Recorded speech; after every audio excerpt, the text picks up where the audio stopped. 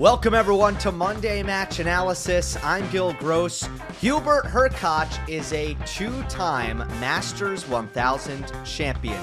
He wins Shanghai 2023, beats Rublev in a dramatic third set tiebreak. A lot of great players, like really good players, particularly in the Big Three era, have not won two Masters. Tremendous accomplishment for Hubie. We're going to talk kind of big picture, Hurkacz's 2023, and where does he stand now. We'll talk specifically about his forehand, about his serve, touch on Andrey Rublev, talk about his return of serve. And because I was not doing all that much during Shanghai in the form of content, there are a couple of notes that I've picked up along the way from the week that I want to go over at the end of the show before we wrap things up. But of course, we're going to start with this third set tiebreak. And not only are we going to start with the third set tiebreak, I want to start with the match point, because I think if we look at the match point first, we are going to pick up on some of the key patterns and some of the key reasons why Hurkacz ended up winning this very close third set tiebreak. Here is the championship point, and we pick it up in the middle. Rublev hits a big forehand inside in at Hurkacz's forehand. Hubie plays some good slice defense here, but Rublev has this point set up very nicely. He's going to be using his forehand and dictating, which is what he wants to do. And here is a forehand inside out. Hurkacz defends on his backhand, and then Rublev hits another forehand inside out, and Hurkacz this time defends with the slice backhand, and then Rublev hits another forehand inside out, and this one's actually really good.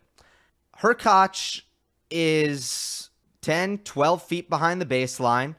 He's on the full stretch, open stance, having to defend his backhand yet again, but this is a great neutralizing ball by Hurkacz.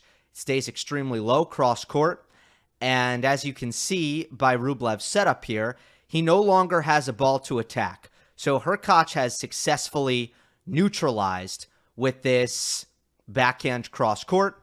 Now the point is back to even. Hurkacz can now play his favorite shot. He can redirect because he has a ball to do it. It's another open stance backhand, but this one he takes down the line. It's very deep, and Rublev nets the forehand. Hurkacz wins Shanghai. But what do we see here? And yeah, there's going to be some nuances to it, but did Rublev kind of forget who he was playing on this championship point? He, in big moments, I mean, every scouting report across every coach in the world who coaches on tour, in big pressure moments, you make Hurkacz hit forehands, and Rublev just pounded his backhand 4 times in a row and really only went to Hurkacz's forehand once in the entire point. He hit probably 6-7 balls to Hurkacz's backhand and 1 to his forehand. It's not really how you want to play big points against Hurkacz. And what we saw here was terrific backhand defense by Hubie. By no means did Rublev play a bad point here. He played a lot of good balls, a lot of good offensive strikes here, but they all went into Hurkacz's strength. Hurkacz's open stance backhand defense is his most advanced baseline skill by far, and it showed on this championship point. The forehand is not only less solid when he's on the stretch and when he's on the run, but it also comes into a better hitting zone. What really neutralized that point on Hurkacz's backhand was how low the ball stayed. It also helped that he got a sharp enough angle on the cross court to get it off of Rublev's forehand and onto his backhand. So that was part of it. But the other part of it was just how low the ball stayed, and that's why it was a successful neutralization. Flat, not a lot of net clearance. In fact, that open stance backhand, you couldn't see it from the screenshots. It actually nicked the top of the net tape, just clipped it just a little bit. I don't think it disrupted Rublev's shot because there was plenty of time for Andrey to kind of adjust. But it just goes to show you how low, especially from such a deep position in the court, it's impressive for Hurkacz to do this. It's actually very Medvedev-esque to be able to get the ball so low from this position. I'll show you this screenshot one more time of Hurkacz's contact point right here. Hubie does not do that on his forehand. His forehand has more spin. It sits up more. It drops short more often. It's easier to attack, and it misses more. So for Rublev to go over and over again into Hurkacz's backhand is probably not the ideal pattern, but it is Rublev's default pattern. It is what he does. He does it extremely well. His inside-out forehand into righty backhands, it's how he likes to construct points. If he's playing his default tactics and his default patterns, that's the pattern that he's playing in that spot, and that's what he did. Did he kind of forget who he was playing? A little bit. But the backhand performance as a whole also told the story of this tiebreak. I just showed you the terrific backhand defense on championship point from Hurkacz, but there's kind of more to this storyline here, including Rublev going up 5-2 in this tiebreak. And this was really his chance to ice the match. This is a Hurkacz service point. Rublev finds himself in the rally, which is rare with Hurkacz's serve and how good it is. It's a very neutral regulation backhand here that Rublev is slightly early on, it seemed, and he pulls it wide of the sideline on a ball that he wasn't even trying to attack. He was just trying to trade it. So this is a really, really bad error by Rublev's backhand, and it keeps Hurkacz, at the very least, it keeps him in the tiebreak. It keeps the advantage for Rublev just one mini break. Now we're going to see where that mini break is ultimately surrendered. This is a second serve from Rublev. It's a very slow, very short second serve. Hurkacz hits a very crisp, offensive backhand return to a very safe target. And it's flat, and it's deep, and it's relatively fast, but it's makeable. It's makeable for Andrey, especially because he hit such a weak second serve. He had to know that an assertive return was certainly going to come off the rackets and the strings of, I should say, of Hurkacz. But Rublev puts this open stance backhand in the net. And now it's 5-all. We skip ahead to 7-all. We see Hurkacz redirect a nice forehand down the line here. It's very precise. It's right in the corner. But Rublev got there with his legs. He very much got there. This is the contact point, and it's an obvious position of defense for Rublev, and he's going to go to the backhand slice to try to make Hurkacz play an extra ball here at the very least. Yeah, it's not a great position for Rublev to be in, but you still want to make Hurkacz play here, especially because he's not always the best pace generator from the baseline. Andrey's slice defense goes just long. So he was upset with himself. He's not able to make that neutralization. So we have that backhand unforced error, and then we have two balls that I wouldn't say are unforced errors, but they're still errors, and they're still makeable balls on the backhand where you just want to be able to defend those balls if you're Andrey, like Hurkacz defended on the championship point. And that is why I felt, just looking at the way a lot of these points played out, these key points in the rallies, and, mind you, when you're playing Hurkacz, there aren't that many rallies, and so, how they play out is very key. For Rublev's backhand to make those three errors, for Hurkacz's backhand to hold up on the championship point, I thought was very telling. Here's the breakdown, right? Hurkacz had 9 service points, 6 unreturned serves, 6 cheap points. So that leaves 3 chances for Rublev to win on return because he made the return back in play. And 2 of them he won with big forehands from the baseline. The one he didn't win was that bad mistake at 5-2, the backhand that he pulled wide. Rublev, 10 service points. He lost 3 mini breaks in this tiebreak to lose it. One was the championship point that I showed you with the Hurkacz backhand defense, the backhand down the line to force the error. The other 2 were the makeable balls defending the backhand. Those were the other 2 mini breaks that Rublev lost. So I look at how these key rallies played out in the tiebreak. Common theme is Rublev making backhand errors, and on the match point, Hurkacz made those extra balls defending his backhand. The other factor was, of course, the free points. Hurkacz, 6 unreturned serves, Rublev 2, obvious factor. But at the end of the day, that's to be expected. And if you're Rublev, the key to coming through is going to be winning, taking all of your opportunities from the back of the court. He almost did it, right? Rublev almost won the tiebreak. But you can point to, I think, the backhand kind of breaking down as the main reason why he just wasn't quite good enough from the back of the court in order to ultimately win this tiebreak and overcome the advantage that Hurkacz had with his serve. But before I talk more about Hurkacz's serve, I want to discuss the forehand. Hurkacz's weakness. It was not a weakness in this match. It wasn't just decent. It was actually very good. It was actually very good. Hurkacz's forehand in the return game that he broke Rublev's serve in the first set, it created 5 finishes. That's a huge number. 5. The game went to deuce, as you can tell, right? 5 finishes means it had to. Some of them were defendable balls, once again, that I thought Andrey could have maybe gotten back and neutralized and couldn't. But that's kind of unheard of for Hubie in a return game to hit a couple of forehand winners, a couple of forehand forced errors.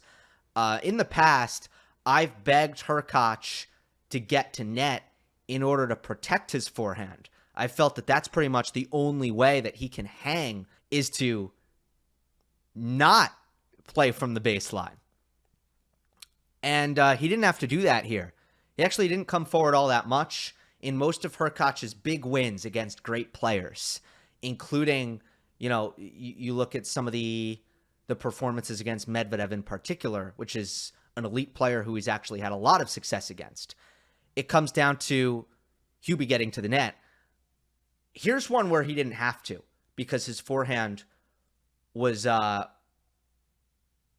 actually good enough where he could stay back and still be okay. I saw consistent acceleration. I saw consistent spacing. I maybe saw a little bit more wrist lag on the Hurkacz forehand.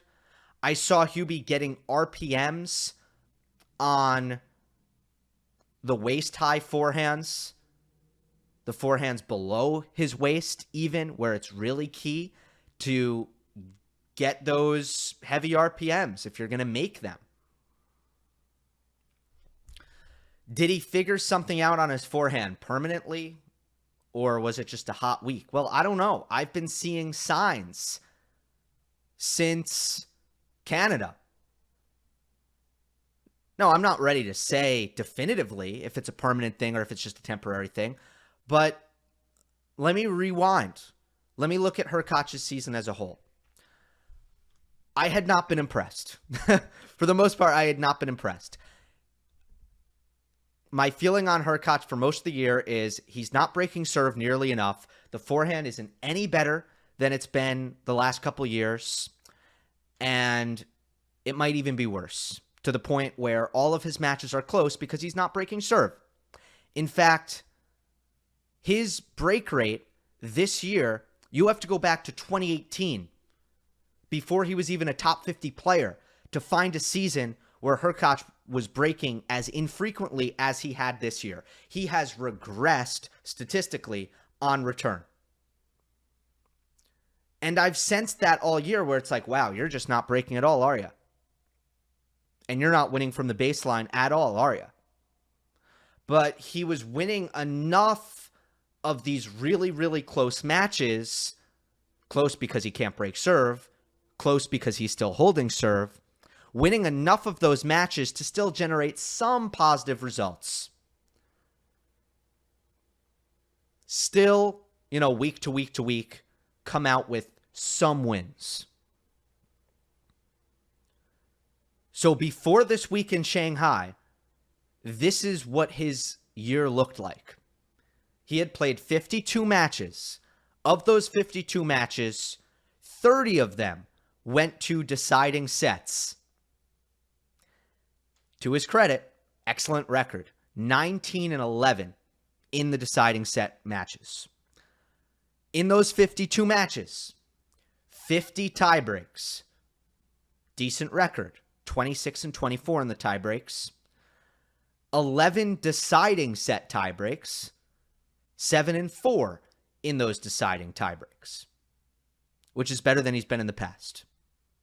So, 2022, he was not this clutch, actually. So he did improve the numbers, the clutch numbers, and that kind of saved his season, or had been saving his season. Mind you, 21 total main draws. 21 main draws, 11 deciding tiebreaks. So every other tournament he plays, he's going to find himself in a deciding set tiebreak. That is a really, really absurd clip. And that's why all year I just haven't had much faith in him. Because I know even if you're playing, 50 in the world, 80 in the world, maybe even 100 in the world, it's still going to be a really, really close match. And that's not the characteristic of a top player. A top player is able to achieve some margin and separate themselves from players that they're supposed to beat, unseeded players in the early rounds that they are supposed to beat if they are going to hold seed. And all year long, I felt Hurkacz is not creating that separation. He's winning some of these close matches, but he's not creating that separation. And it hurt him throughout the year. But starting in Canada, the forehand started to look better from my eyes, and he has the round of 16 in Canada, nearly beats Alcaraz, at least forces him to a third set, goes to Cincinnati, makes the semifinal, picks up some really good wins en route to that semifinal in Cincinnati, loses to Alcaraz in a pretty great effort yet again. So going into the U.S. Open, I'm feeling pretty good. I'm feeling kind of optimistic that Hurkacz, for the first time in a long time, is going to have a good slam, going to go on a good run. I give him an optimistic prediction, and he loses in the second round. But I think he got that U.S. Open disease. Not disease, but you know what I mean. The U.S. Open illness, the bug that was going around, it really seemed to... It seemed like Hurkacz got it, and he lost to Draper in straight sets, but I don't think he was, again, a victim of the illness that was going around the locker room. So if you write that off, and now you bring into play this run in Shanghai, wins the title beating Kokkinakis, Yushu, Siu Shu, I believe, Zhang Zhizhen, Fabian Marozan, Sebastian Korda, and Andrey Rublev. Now you have kind of a string of tournaments with the U.S. Open as the outlier where Hurkacz has looked really good. So it looks like potentially Hurkacz has made a full rebound in terms of his form. And to me, the improvement is mostly down to his forehand. But the serve is still the driving factor in what makes him good, obviously. So let's talk about that real quick, and we'll dig into some of the numbers in this Rublev final. How good is Hurkacz's serve? How good is it really? It's the only Tier 1 serve consistently right now on tour. If I'm making a tier list of servers on the ATP Tour, Hurkacz is by himself, as long as you take health into a factor. As long as you take health into account, right? If you take health into account, no Isner, no Opelka. Well, okay, Isner retired, no Opelka. Raonic, not really back yet on a consistent capacity. Berrettini, not in the top 50 right now. Nick Kyrgios hasn't been active. Who is a week-to-week regular top 50 player right now who's played the full season in 2023 whose serve even measures up to Hurkacz's. Closest guy is Bublik. I don't think he's quite there. I think Hurkacz, especially if you include the second serve, is in a tier by himself. He is the only tier 1 server in the top 50. Among top 50 players, he is first in ace rate, 16%. That's 1.9% ahead of second place Bublik. And yes, I think Hurkacz's serve is easily better than Zverev's and Medvedev's. Easily. Hurkacz is third in hold percentage this year, behind Djokovic and Tsitsipas. Despite, and I'll back this up statistically, despite being a below average baseliner in the top 50. Average, I'll say this, average to below average from the baseline. How do I know that? Well, he's 35th, and he's got a good second serve, Hurkacz. But despite having a good second serve, at the very least a solid one, he is 35th out of 50 on second serve points won. Because second serve points are more often than not baseline rallies. Hurkacz is average to below average in baseline rallies. He's 35th out of 50. There's another stat that I think is illuminating. If you take away aces and double faults, so you are now only including serve points in play, right? You take away aces and double faults, Hurkacz becomes 21st in service points won percentage. 21st out of the top 50. Yet he's third in hold percentage. That's how much work those aces are doing. That's how much those aces and those cheat points factor in to Hurkacz's success and his ability to hold serve. Third in hold percentage behind Djokovic and Tsitsipas. How good was it this week? Well, I mentioned that Hurkacz is first in ace rate among top 50 players, 16%. Well, guess what? It was above 20% in 4 out of his 6 matches, including the quarterfinal, the semifinal, the final. Unreturned first serve percentage, which is a better stat than ace rate because it includes, obviously, service winners as well as aces. Unfortunately, I don't get the year-long statistics like I do for ace rate. 56% versus Marozan, 57% versus Korda, 60% versus Rublev. It's dominant serving.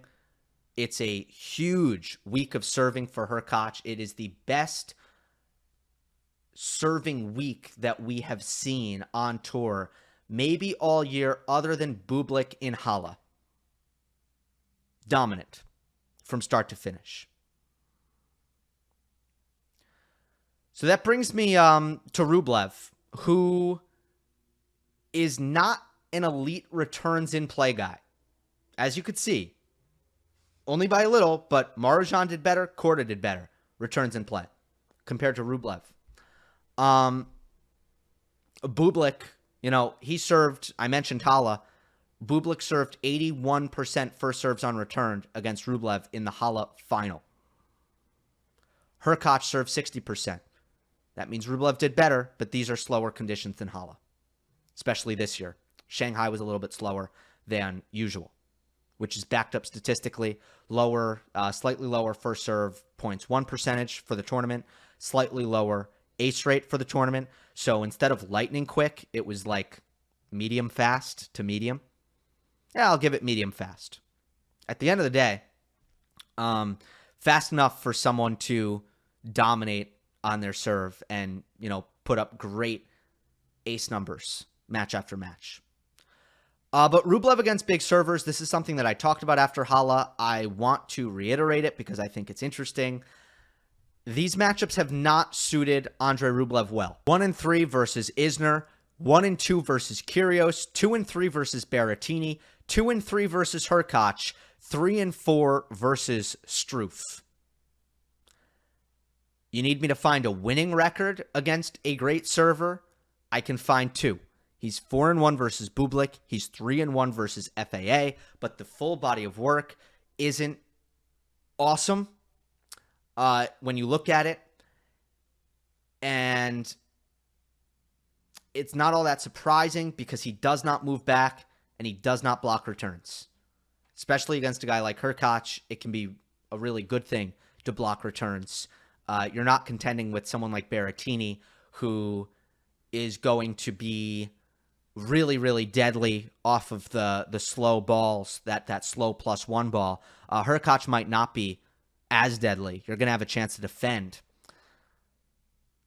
But it's not the way Rublev returns.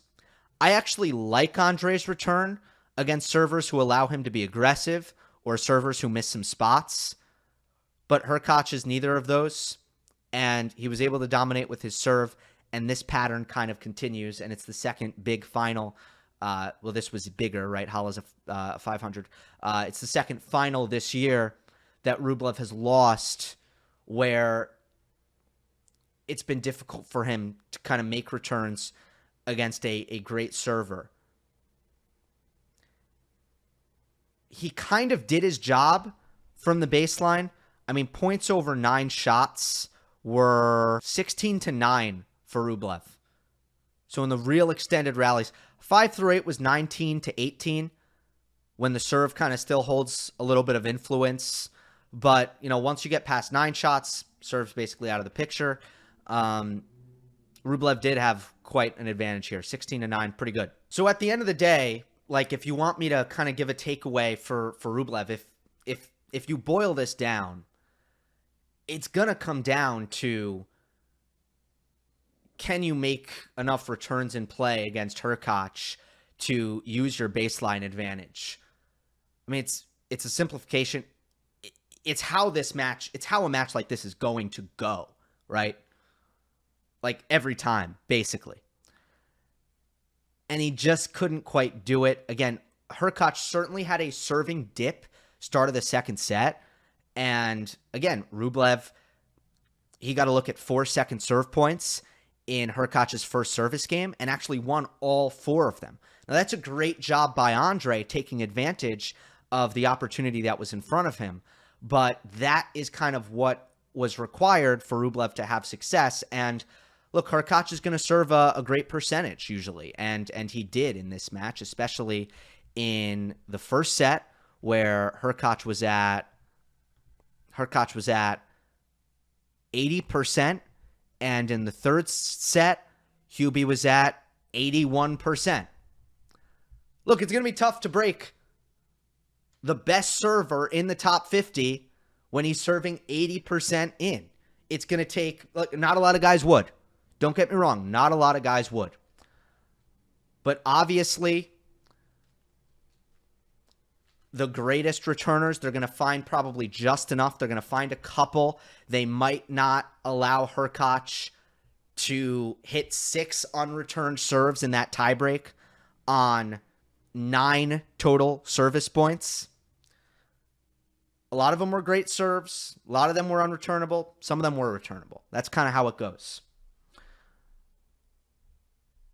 That's what it boils down to with Rublev, right, though? I mean, how good is your return at a high enough level to make those? And he wasn't in this match, so even if he built the baseline advantage that he did, because his forehand was awesome, Andrey's forehand was awesome, I think Rublev is moving great.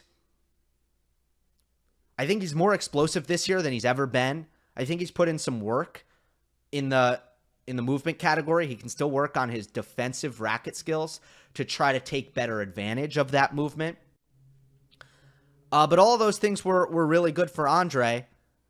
And the forehand was kind of taking over most of the neutral rallies. It didn't matter. It doesn't matter because not enough returns were going in play. All right. Something to make you feel better if you are a fan of Andrey Rublev, who held a match point. He got aced on his match point. Rublev also saved a match point at 4-5 in this match with an ace of his own.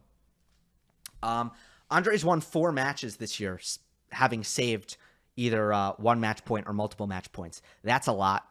So it's been a It's been a year of good fortune when it comes to, those razor thin margin matches for Andrey, and this one goes against him, but good week for Rublev. Other Shanghai notes. Korda is kind of back to his January form. 3 straight semifinal or better results now. Zhuhai, Astana, Shanghai. Beats Medvedev here again, just like he did at the Australian Open, with really well-executed variety. And our friends at Tennis IQ actually put together a really, really, really awesome metric and graphic on this. All right, check this out, folks. These are tracked by basically an AI. So this is ball tracking, computerized, automated statistics being generated that shows Korda's variation. The first thing I want to highlight is the backhand slice. 12.1. Oh, I mean, it's not necessarily backhand, okay? If he hits a forehand slice, that's also going to factor into this. But obviously, as we know, most of these, the vast majority are going to be backhands. He goes 12.1% slice against Medvedev in this match. His average, his 52-week average is 6.1%. So he's hitting twice as many slices against Medvedev as he normally does. And Korda did this so well at the Australian Open. Really difficult tactic to execute in general, but Korda does it so well against Medvedev. You hit the slice, you make Medvedev move in, you make him move closer, all right? You make him hit up on the ball, you attack with power on the next shot. So it's, I'm going to compromise your position, I'm going to make you hit a weaker trade, and then whether I have the ball on my forehand or my backhand, but for Korda, I think the reason he's so uniquely positioned to do this is because he can hit backhand slice cross court, backhand down the line, and he does that combination better than almost anybody. I mean, he has so much easy power on the next shot after his slice. It makes him so good in that combination. But look at everything else. He hit more short slices. He hit more drop shots. He hit more angles by percentage. Again, this is compared to his 52-week average. And obviously, and this is what everybody's been doing against Medvedev. So, the slice thing is, I think, more unique to Korda because Korda executed that so well, much better than most. But just like a lot of others, he's coming to net more, 17% net shots. So I assume that's volleys and overheads versus on average 6.6%. So, boy, I mean, it's like triple, 4 times the amount of net play against Medvedev than he would against an ordinary opponent. So, look, this is what Daniil contends with nowadays. Wasn't dealing with this in 2019. Wasn't dealing with this in 2020. For most of 2021, players weren't doing this to him.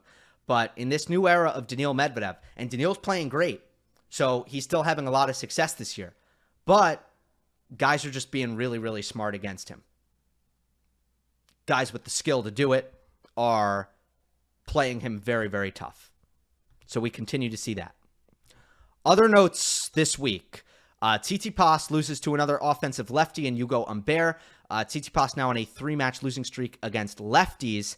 And statistical trends point towards a real edge for lefties against Tsitsipas. The career averages, the career records. Stefanos is 23-18 against lefties tour level in his career. That's a 56% win rate. That's like, as you would imagine, 56%. That's a lot worse than Tsitsipas would be against righties, where he is 265 and 120 for a win rate of 69%.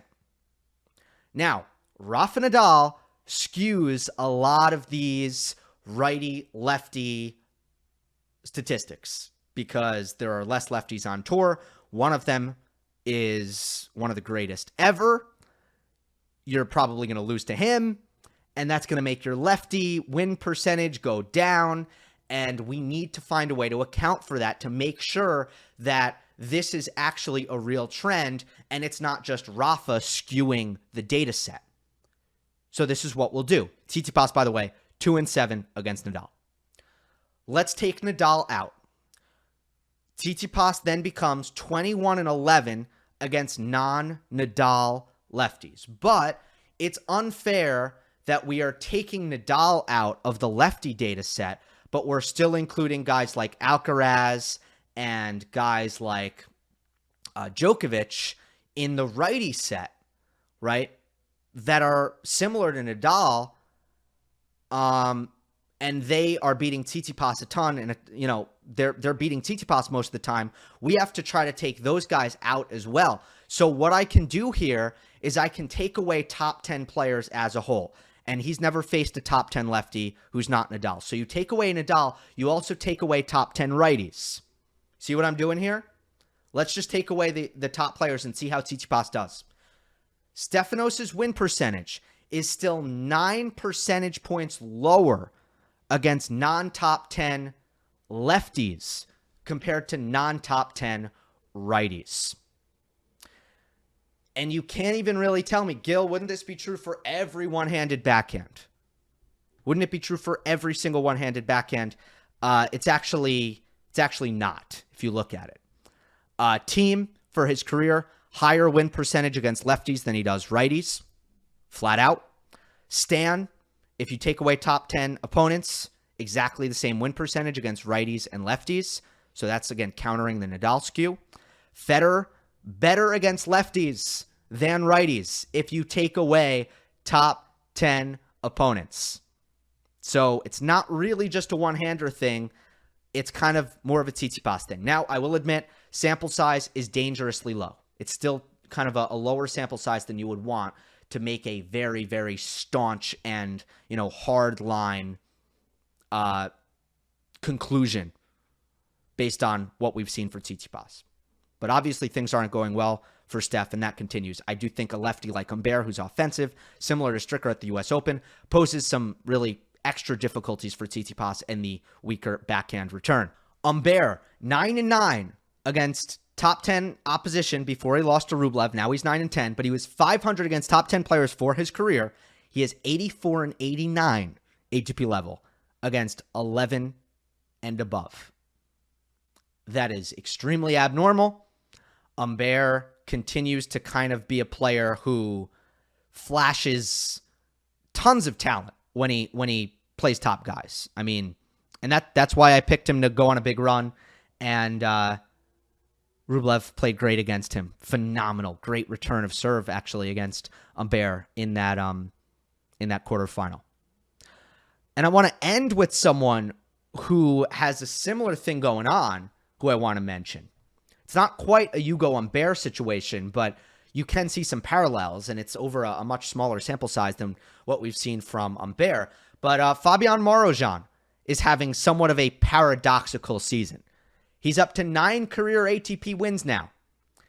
But within those 9 wins are a win over number 1 in the world, number 9 in the world, and number 11 in the world.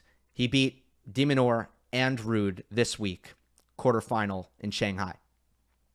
So 7 out of his 19 ATP wins have come at Masters 1000 tournaments, just from Rome and Shanghai. 7 of his 9. This is basically unheard of. It has traditionally been the most difficult format to win in, hardest main draws to qualify for. That is no longer the case. Now it's probably ATP 500s. But for a guy to see all of his early career success at the Masters 1000 level is really, really bizarre. It's easier to do it at majors. When you have the big draw, easier to qualify, more likely that you're playing lower ranked players early.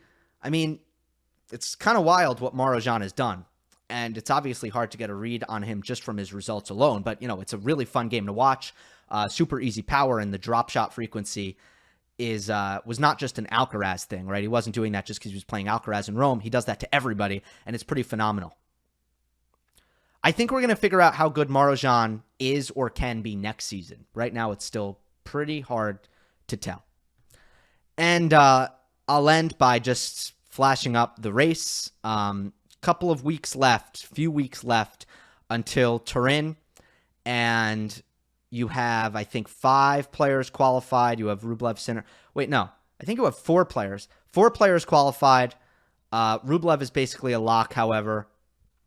Pretty much everybody playing this week, so it's an important week. Hard to predict these things, but I'm kind of thinking unless Hurkacz keeps up the hot serving and makes a run in Paris, I kind of think Fritz gets in. I give Taylor the upper hand over Rune and Ruud. I don't see Tsitsipas missing. I don't see Zverev missing, even though Zverev just lost first round in Tokyo to Jordan Thompson. I see both of those guys getting in. And hopefully this race for the number 8 spot, and I don't know, who knows, maybe even the number 7 spot is up for grabs. Maybe it won't go to Zverev or Tsitsipas. Hoping this race is more exciting and comes with more success from the top players compared to the race for the U.S. Open 4 seed. Congratulations to Hubie for winning Shanghai. Congratulations to his fans. Hope you enjoyed. Don't forget to subscribe, and I'll see you next time.